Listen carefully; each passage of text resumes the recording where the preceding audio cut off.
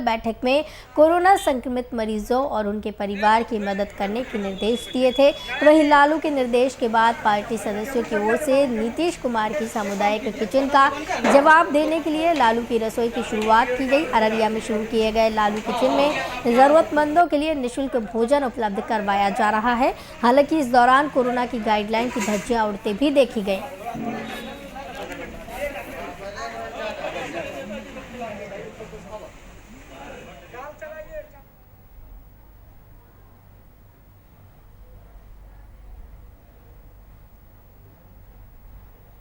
यही है कि जो गरीब गुरबा जो लोग आते हैं, बहुत दूर दराज से हॉस्पिटल में इलाज कराने आते हैं। कोरोना संक्रमित मरीज है जो कोरोना वार्ड में, उसका अटेंडेंस को खाना नहीं मिल पाता है, वो आते रहता है, दूर दराज होटल खोजता है, बिस्कुट खा के जीव। तो ये हम इसको बहुत अच्छा कार्य मानते हैं जो गरीबों गुरबा के लिए लालू रसोई जो चालू हुआ है, जिससे लॉकडाउन तक चलेगा। जो आम गरीब गुरबा इससे खाना खाएंगे, ये बहुत अच्छा सराहनीय कदम है। उद्देश्य यही है कि जहाँ भी शहरी क्षेत्र में ठेला चलाने वाले, रिक्शा चलाने वाले जो परिजन देहात से आते हैं, अपने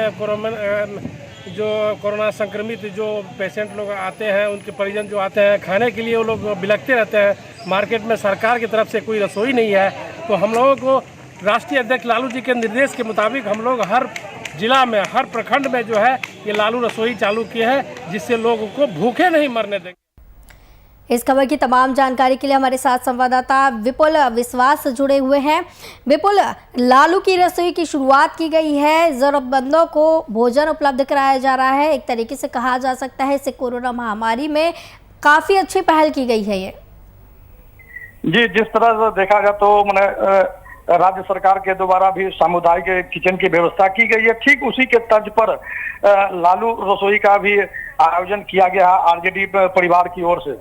तो जो अररिया के फारबिसगंज जिला का राजद का पार्टी कार्यालय है, वहां भी ये व्यवस्था की गई है। वहां जरूरतमंदों को भोजन कराने का बात कही जा रही है, जिसका विधिवत उद्घाटन किया गया। लेकिन इस दौरान एक देखा गया कि जो कोरोना गाइडलाइन होता है, जिसका सोशल डिस्टेंस का पालन करना हो, या फिर लोगों को जो खाना खिलाया जाता है उसमें सोशल डिस्टेंस की बात रहनी चाहिए, ये सब की कहीं कमी देखी गई। लेकिन देखा जाए तो खास करके राज्य सरकार के द्वारा सामुदायिक किचन की व्यवस्था की गई। ठीक उसी तर्ज पर लालू रसोई की भी व्यवस्था राजद परिवार के द्वारा किया गया है। जी, लालू किचन की शुरुआत ये हुई है, काफ़ी अच्छी पहल है, लेकिन यहाँ पर सोशल डिस्टेंसिंग का पालन कराना आवश्यक है, क्योंकि जिस तरीके से कोरोना चल रहा है, कोरोना महामारी चल रही है, इस दौरान कोरोना गाइडलाइन का पालन करना बेहद आवश्यक है। बहुत बहुत धन्यवाद विपुल विश्वास हमारे साथ जुड़े हुए थे इस खबर की तमाम जानकारी के लिए। मोतिहारी के अस्पतालों में कोरोना संक्रमित मरीजों का समुचित इलाज नहीं हो पा रहा, यह व्यवस्थाओं की घोर कमी देखने को मिल रही है। ये बातें मोतिहारी लोकसभा क्षेत्र के पूर्व प्रत्याशी आकाश सिंह ने बीते दिन कही। मोतिहारी के अस्पताल में भर्ती कोरोना संक्रमित मरीजों की जानकारी लेने के बाद पूर्व प्रत्याशी से मीडिया से बातचीत की, जहाँ उन्होंने बिहार और यूपी सरकार पर स्वास्थ्य व्यवस्था को लेकर जमकर निशाना साधा। ना किसी ने मुझे भेजा है, ना किसी ने बुलाया है, माँ गंगा ने बुलाया है। और उसी माँ गंगा में आज हम लोग देख रहे हैं कि कैसे लाशें तैर रही हैं। 15-16 साल से यहाँ पर भाजपा और नीतीश कुमार जी की सरकार चल रही थी। कितने अस्पताल इन लोगों ने बनाए, आज पूरे जग जाहिर हो गया। पूरा दुनिया देख रहा है भारत को, और पूरा भारत देख रहा है बिहार को। यहाँ कैसे लाशें तैरती हुई मिल रही हैं, क्या अस्पताल की परिस्थिति है। तो ये जनता को जवाब दें कि 16 साल में आप लोगों ने क्या किया है इस पे।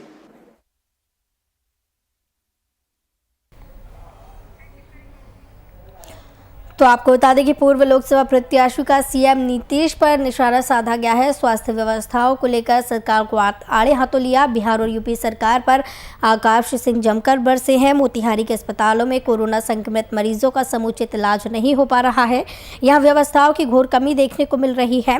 मोतिहारी लोकसभा क्षेत्र के पूर्व प्रत्याशी आकाश सिंह ने बीते दिन ये बातें कही। सुल्तानपुर खेड़ा गांव में एक महीने के अंदर 18 लोगों की मौत हो गई। तो वहीं इतनी मौतों के बाद प्रशासन ने पूरे गांव को बैरिकेडिंग और पुलिस बल को भी तैनात किया। इसके बावजूद भी ग्रामीणों की ओर से बांस बल्ली तोड़कर बाजार जाया गया, जिससे संक्रमण फैलने की आशंका बढ़ गई है। वर्तमान प्रधान मौजूदा प्रधान। तो आपको बताते चले कि एक महीने में 18 लोगों की मौत हुई है। लगातार मौत बढ़ती जा रही हैं। इसी के चलते प्रशासन सतर्क हो गया है। पूरे गांव को बैरिकेडिंग और पुलिस बल तैनात यहां पर कर दिया गया है। इसके बावजूद भी ग्रामीणों की ओर से बांस-बल्ली तोड़कर बाजार जाया जा रहा है। इस कोरोना के दौर में भी, इस कोरोना महामारी के दौर में भी गाइडलाइन का यहां पर पालन करते हुए नहीं देखे जा रहे हैं लोग। तस्वीरों में देख सकते हैं आप। बिहार में कोरोना संक्रमण का कहर अब गांवों में भी शुरू हो गया है। ग्रामीण इलाके की पंचायतों में चल रहे उप स्वास्थ्य केंद्र के हालात बेहद दयनीय है। बात करें अगर मुजफ्फरपुर जिले की, तो कोरोना संक्रमण के कारण सकरा प्रखंड के सरमसपुर पंचायत में 26 दिनों में 37 लोगों की मौत हो गई और लगातार हो रही मौतों के कारण इलाके में दहशत का माहौल है। इस मामले में मुखिया की ओर से चिंता जाहिर की गई, तो वहीं प्रखंड स्वास्थ्य प्रभारी से बातचीत किए जाने पर स्वास्थ्य केंद्र में जांच किट के नहीं होने की बात सामने आई है। जो है सब कोरोना से ही डेथ हुआ है, ऐसा कुछ नहीं है। और बहुत सारे लोग बहुत सारी बीमारियों से मरे हैं। बहुत सारे वो दिल्ली में बीमार थे, कहीं बीमार थे, मुजफ्फरपुर, समस्तीपुर, सब जगह बीमार थे। डेथ हुआ है, लेकिन अगर उसको कोरोना से नहीं जोड़ा जा सकता। वहाँ के स्थानीय मुखिया जो हैं, उनका कहना है कि लगभग लोगों में कोरोना के लक्षण पाए गए हैं। लक्षण तो ऐसा कुछ नहीं होता। जिसको सर्दी खांसी बुखार है सब कोरोना आ जाता है। टेस्ट करने पर जब तक पॉजिटिव नहीं आया तब तो मुश्किल है। जी, बात तो सही है। इसके संबंध में हमारी और मुखिया जी से बातचीत हुई थी, तो हम दोनों आदमी मिल कर के कलेक्टर साहब को भी हम अपने लेटर पर लिख करके ईमेल किए थे। बीडीओ साहब और प्रखंड हॉस्पिटल प्रभारी को भी एक कॉपी दिया गया।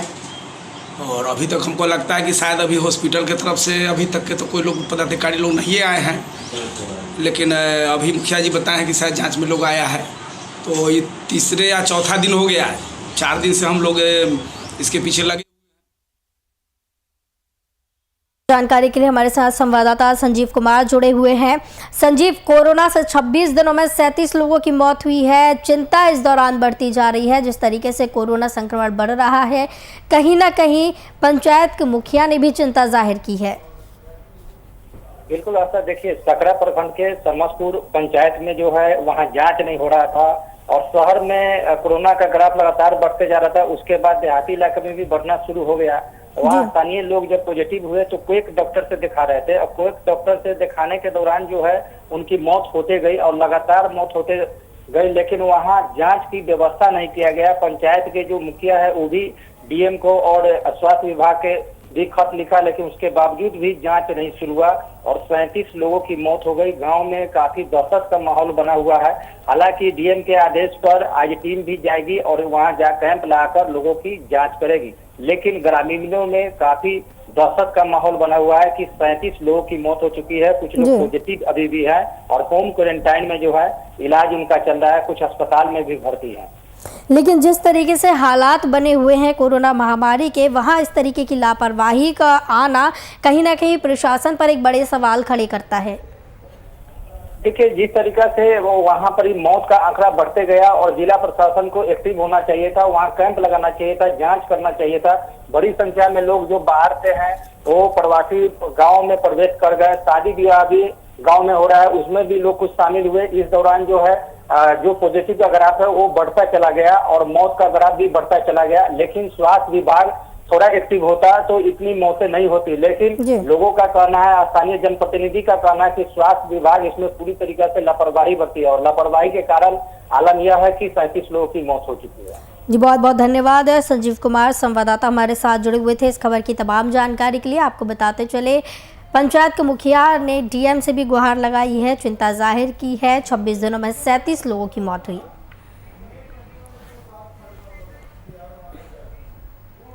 बिहार में कोरोना की दूसरी लहर शहर से लेकर गांव तक बढ़ती जा रही है। मामला बिहार के औरंगाबाद जिले के देव प्रखंड के सौर गांव का है, जहां कोरोना से हाल फिलहाल में 10 लोगों को मौत की हो गई है।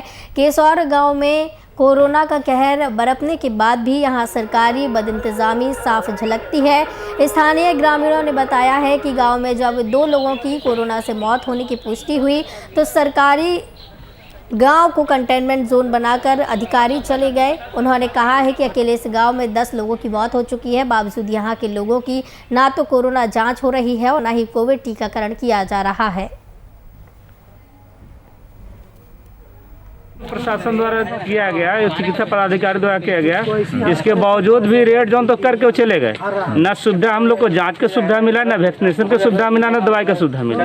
इसके वजह से अब दिन प्रतिदिन बढ़ता गया। कुछ व्यक्ति तो अपने खुद को क्वारंटाइन जा करके अपने ठीक किए, बाकी अभी और कुछ लोग हैं जो रोग से ग्रसित हैं। कुछ लोगों को मृत्यु भी हुआ, जो 2 गो तो सरकारी स्वास्थ्य केंद्र में जाने के पश्चात उन लोग को कंफर्म है कि उन लोग को पॉजिटिव था। इसके बावजूद भी और लोग मरे। इनका मतलब स्वास्थ्य विभाग ना चेक करवाया गया, ना ये लोग जाकर चेक करवाया। मेरे यहाँ सुविधा नहीं मिला।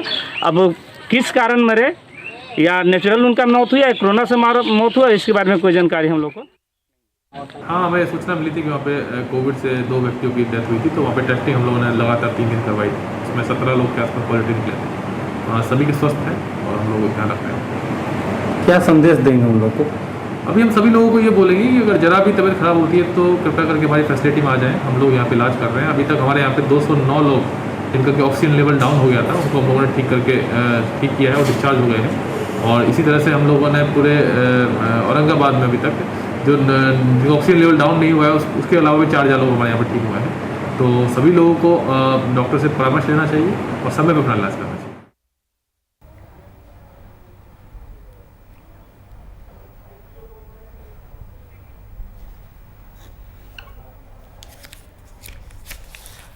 तो आपको बता दें कि कोरोना संक्रमण होने के बाद भी यहाँ पर ग्रामीणों की जांच नहीं हो रही है। गांव में लोगों को टीकाकरण भी नहीं हो रहा है। कोरोना की दूसरी लहर शहर से लेकर गांव तक लगातार बढ़ रही है और जिस तरीके से यहाँ के हालात देखने को मिल रहे हैं, यहाँ पर अभी तक जांच भी नहीं शुरू हुई है, टीकाकरण नहीं शुरू हुआ है।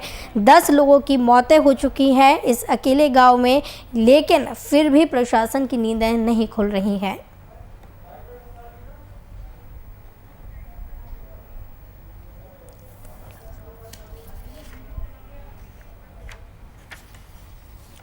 तो आपको बता दें कि जिस तरीके से कोरोना महामारी की दूसरी लहर चल रही है, शहर तो छोड़िए गांव में भी पैर पसारने इसने शुरू कर दिए हों। जिस तरीके से गांव में संक्रमण का कहर देखने को मिल रहा है, इस अकेले गांव की बात की जाए तो 10 लोगों की यहां पर मौत हो चुकी है।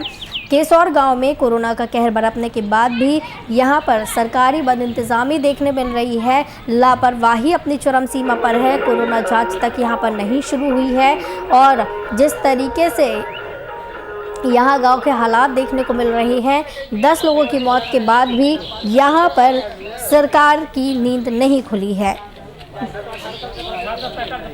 स्थानीय ग्रामीणों का कहना है कि गांव में जब 2 लोगों की कोरोना से मौत होने की पुष्टि हुई तो सरकार ने कंटेनमेंट जोन गांव को बना दिया और अधिकारी कंटेनमेंट जोन बनाकर चले गए, लेकिन जांच शुरू नहीं हुई।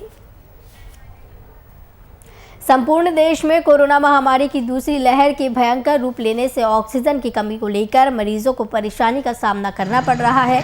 झाबुआ के आदिवासी बहुल जिले में भी कोरोना महामारी का असर देखने मिल रहा है और इसे देखते हुए ग्रामीण क्षेत्रों के मरीजों को ऑक्सीजन की सुविधा प्रदान करने के उद्देश्य से क्षेत्रीय विधायक कांतिलाल भूरिया, प्रदेश युवा कांग्रेस अध्यक्ष डॉक्टर विक्रांत भूरिया और लाड़की देवी चैरिटेबल ट्रस्ट के अध्यक्ष कल्पना कांतिलाल भूरिया की ओर से झाबुआ विधानसभा क्षेत्र के प्राथमिक स्वास्थ्य केंद्र में 2-2 ऑक्सीजन मशीन प्रदान की गई। जैसे कल्याणपुरा हुआ, पिटोर हुआ, बोरी हुआ। हमारी स्वर्गीय बहन कलावती भूरिया जी की स्मृति में हमने ये निर्णय लिया था कि लोगों के स्वास्थ्य के लिए हम जो भी कर सकते हैं निजी तौर पर हम करना चाहते थे और इसलिए हमने और कांतिलाल भूरिया जी ने जो ट्रस्ट है हमारा लाड़की देवी बाई भूरिया ट्रस्ट, उसके माध्यम से 10 लाख के ऑक्सीजन कंसंट्रेटर हम ज़िले में दे रहे हैं और ये ज़्यादातर हम उप स्वास्थ्य केंद्रों को देना चाह रहे हैं, जैसे कल्याणपुरा हुआ, पिटोर हुआ, बोरी हुआ, राणापुर हुआ। तो आपको बता दें कि कोरोना मरीजों को ऑक्सीजन की सुविधा मिली है। गांव में अब ऑक्सीजन की कमी नहीं होगी। दूसरी लहर के भयंकर रूप लेने से ऑक्सीजन की कमी जिस तरीके से हो रही थी, लोगों को परेशानियों का सामना करना पड़ रहा था। लॉकडाउन के कारण उत्पन्न स्थिति के मद्देनजर कोरोना संक्रमित मरीजों के परिजन और अन्य जरूरतमंद व्यक्तियों के लिए डीसीएचसी और बेगूसराय के अन्य स्वास्थ्य केंद्र में संचालित किए जा रहे सामुदायिक रसोइयों की मौजूदा स्थिति की सीएम नीतीश कुमार ने जानकारी ली है। सीएम ने जिले के जिलाधिकारी अरविंद वर्मा से बातचीत की, जहां उनकी मौजूदगी में उन्होंने भोजन सामग्री और भोजन की गुणवत्ता, रसोई घर और भोजन स्थल आदि का भी अवलोकन किया। साथ ही इस दौरान सीएम ने भोजन ग्रहण कर रहे आम लोगों से भी बातचीत की।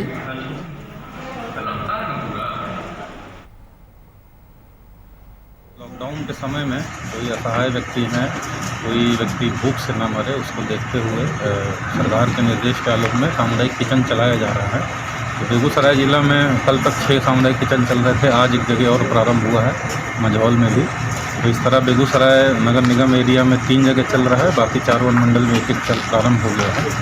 तो उसी क्रम में आज माननीय मुख्यमंत्री जी के द्वारा समीक्षा की जा रही थी। वर्चुअल टूर किया गया कि किस प्रकार से खाना बनाया जा रहा है, लोग खाने से संतुष्ट हैं कि नहीं, और कितने व्यक्तियों को प्रतिदिन भोजन कराया जा रहा है। इन इत्यादि बिंदुओं पर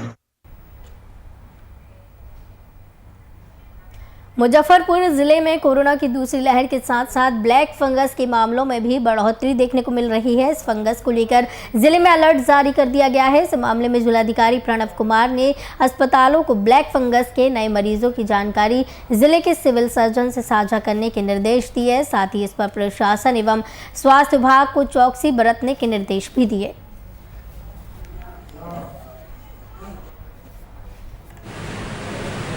ब्लैक फंगस एक नया ये आया है पोस्ट कोविड प्रॉब्लम के रूप में। वैसे केसेस के लिए जो प्रोटोकॉल्स हैं उसके लिए सभी चिकित्सकों को भी संसूचित किया गया है, ताकि यदि ऐसे लक्षण किसी मरीज को हों तो तत्काल उसका सही उपचार हो सके।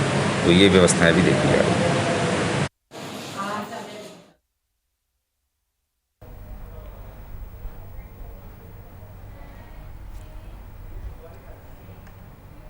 कटिहार जिले के पीएचडी विभाग में कार्यरत एक कर्मी ने कोरोना से पीड़ित होने के बाद अपनी जान जाने का खतरा समझते हुए अपनी बदहाली के लिए नोडल पदाधिकारी को जिम्मेदार ठहराया है। इस संबंध में पीड़ित कर्मचारी ने वीडियो जारी कर अपनी मौत होने पर पदाधिकारी के खिलाफ एफआईआर करने तक की बात कह डाली। दरअसल बीते दिन पीएचडी कर्मी प्रताप कोरोना से संक्रमित पाए गए थे। उनके फेफड़ों में इन्फेक्शन डिटेक्ट किया गया था, जिसके बाद एक निजी संस्था ने मदद का हाथ बढ़ाते हुए उनका इलाज करवाया।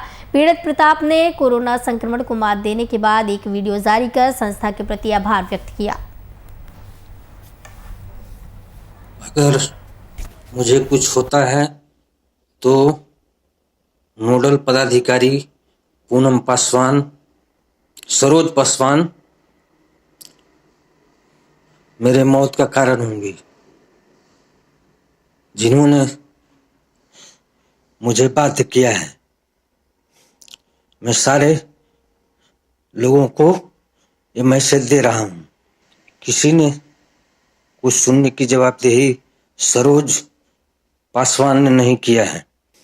मुझे बहुत वीडियो के माध्यम से भी मैंने सबको सूचित कर दिया है, मीडिया से लेकर सभी स्तर के लोगों को। निवेदन है, सारी जवाबदेही सरोज पासवान नोडल पदाधिकारी की। क्षेत्रीय जन सेवा समिति का मैं बहुत बहुत आभारी हूँ, जिन्होंने मुझे कोरोना काल में मेरे लेंस में इन्फेक्शन हो गया था।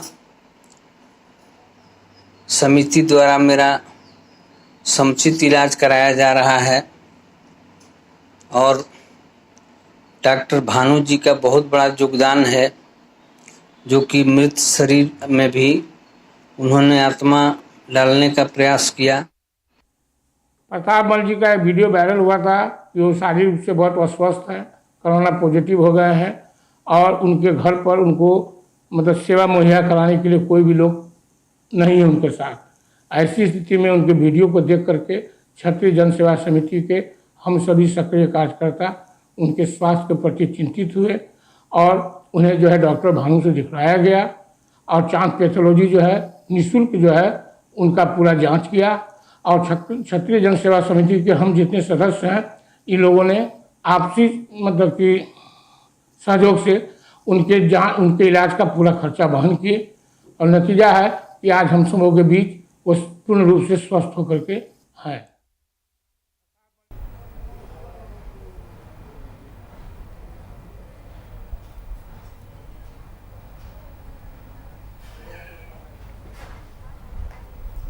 इस खबर की तमाम जानकारी के लिए हमारे साथ निरंजन कुमार संवाददाता जुड़े हुए हैं। निरंजन, नोडल पदाधिकारी पर आरोप लगाए गए हैं, कोरोना संक्रमित थे पीएचडी कर्मी, तो क्या कुछ पूरा ताजा जानकारी है इस पूरे मामले को लेकर? जी हाँ, मैं बताते चलूं कि ये मामला 6 मई का है। 6 मई को ये प्रताप मल जी हैं जो पीएचडी विभाग में काम करते हैं और इनकी तबीयत खराब हो गई थी, ये संक्रमित हो गए थे और इन्होंने वहां पे इनको ये जब बात अपने सीनियर अधिकारियों को बताया तो फिर भी इनकी ड्यूटी वहां पे तैनात कर दी गई थी और इसके बाद उन्होंने अपने नोडल पदाधिकारी पे आरोप लगाया और एक वीडियो जारी किया सोशल मीडिया पे कि हमारी स्थिति खराब है। जी। फिर एक संस्था क्षत्रिय सेवा समाज है जो संस्था को इस बात की पता चली और उसने इस पे आगे कदम करके बढ़ाते हुए और उस व्यक्ति से मिला और उसका पूरा ख्याल करते हुए डॉक्टर से दिखाना या उसकी जितने भी ये कहने का जो टेस्ट करवाना, ये सारे करवाने के बाद जब वो स्वस्थ होने लगे तब प्रताप मल जी ने फिर 17 मई को एक वीडियो जारी करके उन लोगों को धन्यवाद दिया जो लोग उनके इस बुरे वक्त में साथ आए थे। जी अच्छा जी, तो जिस तरीके से ये वीडियो जारी किया गया है, नोडल पदाधिकारी पर आरोप लगाए गए हैं, तो क्यों ये आरोप लगाए गए हैं पदाधिकारी पर? ये इन पदाधिकारियों ने इन्हें कटिहार मेडिकल कॉलेज में कोरोना को लेकर ड्यूटी दे दी थी और ड्यूटी के दौरान ये कोरोना संक्रमित हो गए थे जी। और ये वहां से छुट्टी लेने का जब एप्लीकेशन दिया तो उस समय जो उच्च स्तरीय पदाधिकारी हैं उन लोगों ने छुट्टी जब नहीं दी जी और बिल्कुल, तो इसी वजह से नोडल पदाधिकारी पर आरोप लगाए गए हैं क्योंकि उन्हें छुट्टी नहीं दी गई थी। बहुत बहुत धन्यवाद निरंजन कुमार संवाददाता हमारे साथ जुड़े थे इस खबर की तमाम जानकारी के लिए। आपको बताते चले कि नोडल पदाधिकारी से जान का खतरा बताया है, कोरोना संक्रमित पीएचडी कर्मी थे जिसके बाद नोडल पदाधिकारी पर आरोप लगाए गए हैं। बिहार सरकार की ओर से लगाए गए लॉकडाउन में जारी गाइडलाइन का राज्य में भी लगातार माहौल उड़ता दिख रहा है। राज्य में लोगों को ना तो कोरोना का डर है, ना ही प्रशासन का भय। लोग लगातार शादी विवाह जैसे कार्यक्रम का आयोजन कर रहे हैं जिसमें जमकर तमंचे पर डिस्को हो रहा है। ताज़ा मामला भोजपुर का है जहां 2 अलग अलग शादियों में देसी कट्टे के साथ बारबालाओं ने खूब ठुमके लगाए। मामला चोरी थाना क्षेत्र के कम्फरी गाँव और बड़हरा के भकुरा गाँव का बताया जा रहा है। इसका वीडियो सोशल मीडिया पर जमकर वायरल हो रहा है।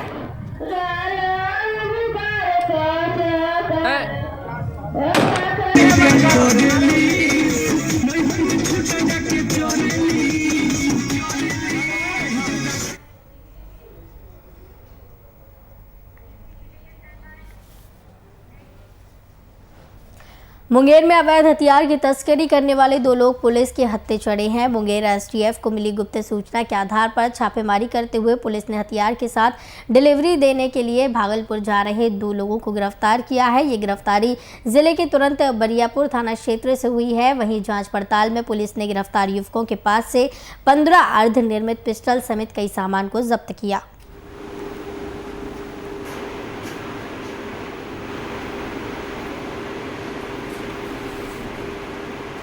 तो आपको बता दें कि अवैध हथियार की तस्करी करने वाले 2 लोगों को गिरफ्तार किया गया है। मुंगेर एसटीएफ को मिली गुप्त सूचना के आधार पर छापेमारी की है और हथियारों के साथ डिलीवरी देने के लिए भागलपुर जा रहे 2 लोगों को गिरफ्तार किया है। एसटीएफ को बड़ी कामयाबी हाथ लगी है। पुलिस ने गिरफ्तार युवकों के पास से 15 अर्धनिर्मित पिस्टल और कई उपकरण बरामद किए हैं।